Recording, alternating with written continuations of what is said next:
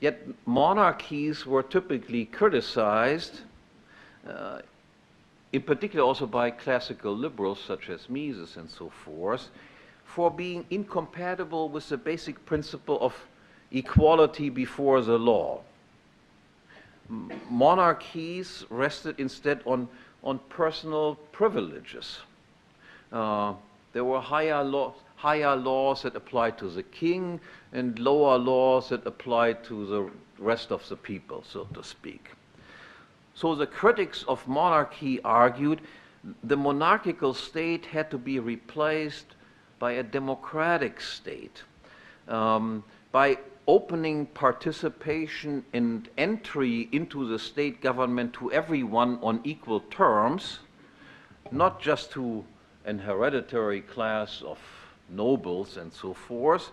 It was thought and it was claimed that the principle of equality of all before the law had been satisfied. Now, however, the democratic equality before the law is something entirely different and completely incompatible with the idea of one universal law applying to every person in exactly the same way and everywhere and at all times. In fact, the objectionable schism between a higher law applying to kings and a lower law applying to regular folks exists under democratic conditions just as before. It exists in the form of the difference between a higher public law that applies to public officials and a lower private law that applies to regular folks.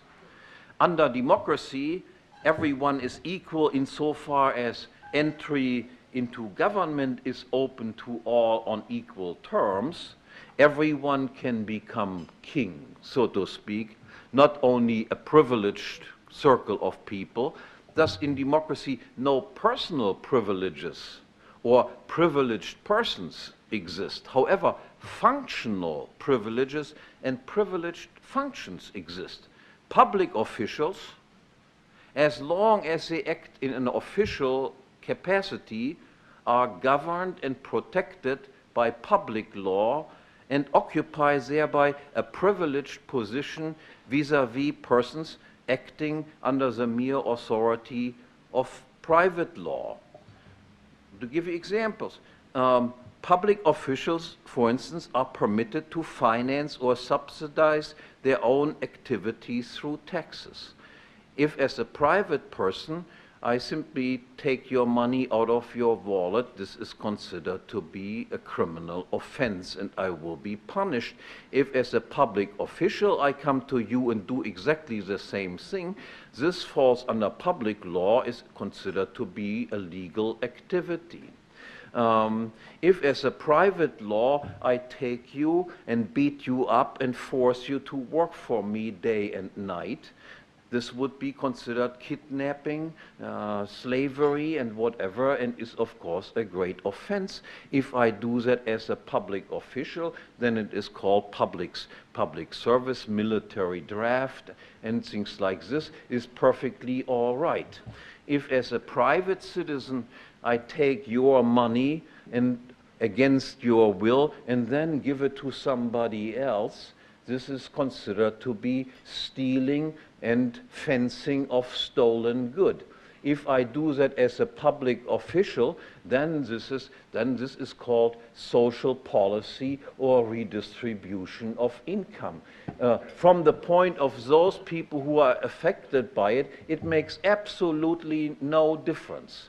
So you realize quite clearly that there exists this difference between higher law applying to public officials, functionaries, and a lower law applying to normal citizens is just as much preserved under democratic conditions as it existed under